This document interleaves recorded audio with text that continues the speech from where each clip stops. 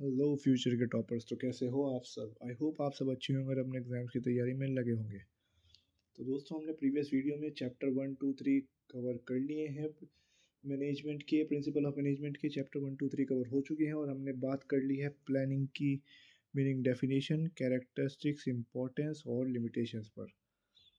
तो दोस्तों, जिसने वो वीडियो नहीं देखी जाकर देखिए, लिंक आपको डिस्क्रिप्शन में मिल जाएगा पूरी प्लेलिस्ट का। अब हम बात करेंगे प्लानिंग प्रोसेस पर। तो दोस्तों, ये है वो क्वेश्चन जो आना ही आना है एग्जाम में। इस क्वेश्चन पे लिख लीजिए मोस्ट इम्पॉर्टेंट। ये चल चुका है पेपर में आने के लिए, ये चल चुका है यहाँ से, ये आना ही आना है दोस्तों। तो चलिए अब इसके ऊपर सबसे पहले पॉइंट्स पढ़ते हैं, फिर मैं आपको डीपली बताऊंगा क्या आपको एग्जाम में लिखना है इस टॉपिक से रिलेटेड। सबसे पहले प्लानिंग प्रोसेस में आते हैं ये 7 point. Setting objective, developing premises, identifying alternative, evaluating an alternative, selecting an alternative, implement the plan and follow up action.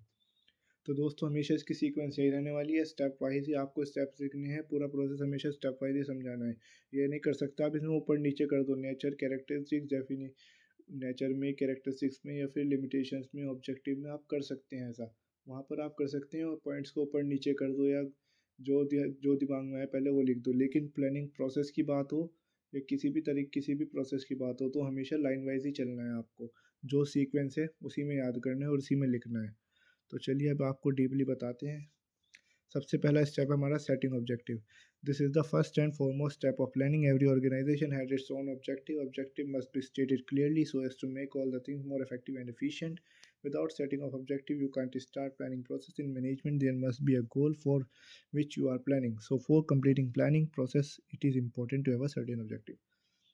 तो दोस्तों, इस स्टेप के अंदर हमारा पहला स्टेप होता है हमारे पास एक ऑब्जेक्टिव सेट होना चाहिए। जैसा कि इसकी हेडिंग है सेटिंग ऑब्जेक्टिव, तो इसका मतलब भी यही होता है हमारे पास एक ऑब्जेक्टिव होना चाहिए। कम से कम हमारे बिजनेस के पास अगर ऑब्जेक्टिव होगा, उसका कोई गोल होगा, तभी तो आप प्लानिंग करोगे, वरना किसके लिए प्लानिंग करोगे?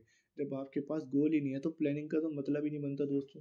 जैसा कि मान के चलिए आप कोई फैक्ट्री बनाने जा रहे हैं, तो आपका कुछ प्लान होगा, आपका कुछ ऑब्जेक्टिव होगा वहाँ पर। डेफिनेटली आपका एक ऑब्जेक्टिव होगा। क्या ऑब्जेक्टिव होगा? हमारी नेट सेल सबसे ज़्यादा हो, हम कॉम्पिटिटर्स में नंबर वन हो, हम मार्केट में नंबर वन हो और हमारा प्रोडक्ट नंबर वन हो। यही तो आपका एक ऑब्जेक्टिव होगा ना।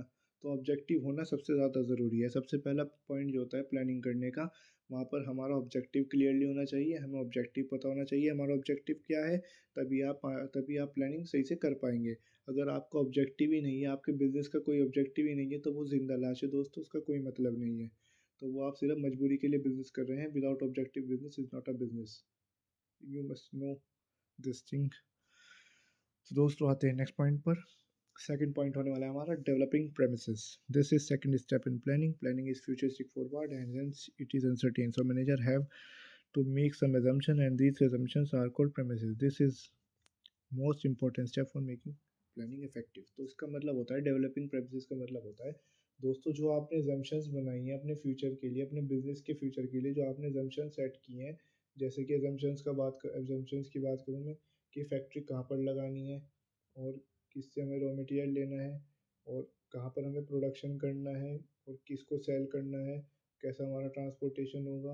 ये सब चीज़ों के बारे में जो आप एज्यूम करोगे ना, अपनी फैक्ट्री के लिए जो एजम्पशंस तैयार करोगे, जिनको तुम एज्यूम करोगे हमें क्या करना है, क्या क्या करना है, ये सब सोचोगे फ्यूचर के बारे में अपनी फैक्ट्री के, तो उसी को बोला जाता है प्रेमिसेस।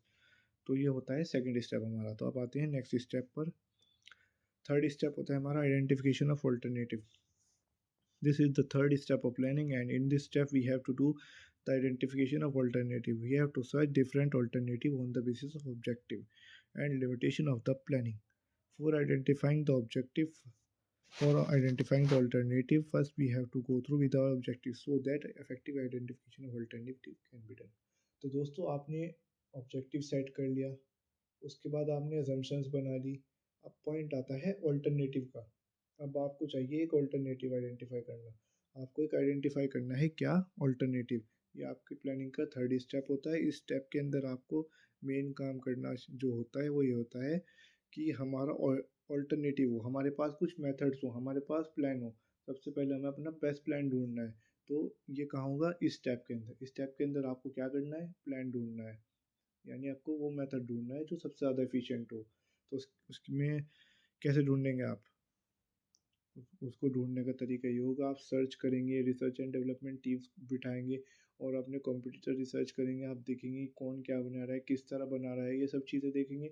तो वही इसमें बात हो रही है, आपको आइडेंटिफ़ाई करना है अल्टरनेटिव, यानी मेथड आपको आइडेंटिफ़ाई करना है प्रोडक्शन करने का। प्लानिंग तो तभी होगी आपकी सही, जब आप आपके पास कोई अल्टरनेटिव आइडेंटिफ़ाई कर लेंगे, तभी आप प्लानिंग कर पाएँगे। ये कैसे आइडेंटिफ़ाई करेंगे? जो आपने असम्पशन्स बनाई है ना पीछे, वो जो डेवलपिंग प्रेमिसेस वाला पॉइंट था, वहाँ पर आपने असम्पशन्स बनाई है। क्या असम्पशन बनाई थी? कहाँ पर हमें फैक्ट्री लगानी है, हमारी मार्केट कैसी होगी, हमें सेल्समैन कौन के कितने हायर करने हैं। तो ये सब जो आपने प्रेमिसेस बनाई हैं, उनके ऊपर जो मेथड लगेगा ना, जो मेथड लगेगा उसको आइडेंटिफ़ाई करना है आपको यहाँ पर। तो आते हैं नेक्स्ट पॉइंट से, स्टेप 4 पर, इवैल्यूएटिंग एन अल्टरनेटिव। तो दोस्तों आपने बहुत सारे आपने आइडेंटिफ़ाई किया अल्टरनेटिव। एक तो अल्टरनेटिव आइडेंटिफ़ाई नहीं किया होगा, आपने करे होंगे काफ़ी सारे अल्टरनेटिव।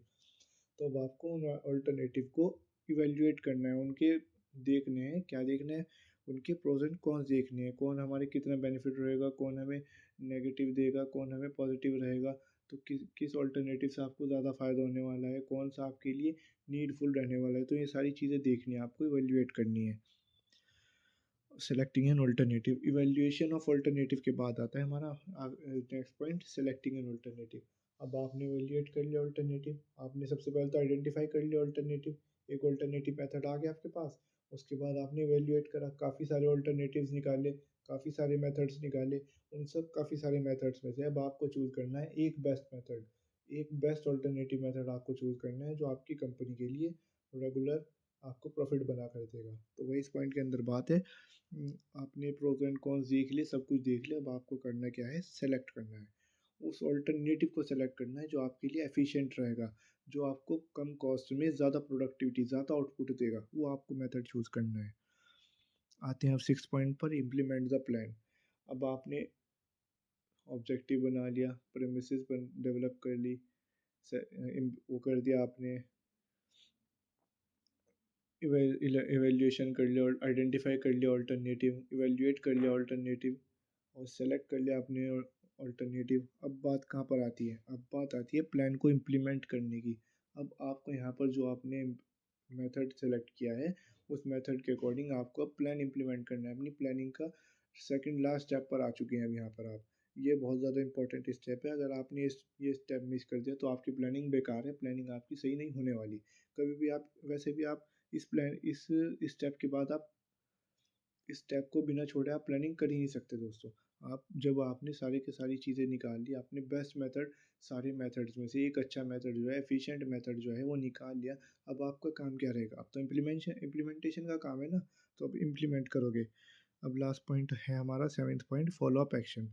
जब सारा कुछ हो गया, अब तो एक्शन दिखाने की बारी है ना दोस्तों। तो अब पढ़ते हैं इस पॉइंट को। This is the first, is the, sorry first step लिख दिया मैंने, लास्ट स्टेप है। This is the last step where we see plans are being implemented and activities are performed according to plan. Monitoring the plan are equally important for achieving objective of the organization. तो दोस्तों वही तो बात मैंने बताई है। अब जो आपने सारे के सारे प्लान बना लिए हैं, हमने सेलेक्ट कर लिए हैं, इम्प्लीमेंट भी कर दिया अपना प्लान, तो हम बात आती है मॉनिटरिंग की, यानी मॉनिटर करना है, आपको देखना है कैसे हमारी प्लानिंग चल रही है।